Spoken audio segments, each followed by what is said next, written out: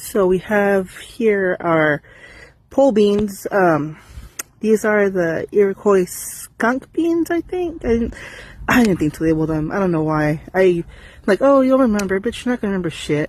But yeah, these are sprouting. I really can't wait for these. These are like, they're like black and white on the outside. Oh, they look really pretty on, like, before I planted them. We have some potato sprouts here. I labeled these, so we have a few sprouts. I don't know if y'all can see them on here, but yeah. The garden's coming along, and over here I have pinto beans.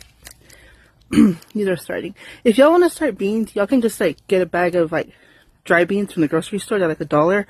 I was extra and bought a pack of beans, and it's the same thing.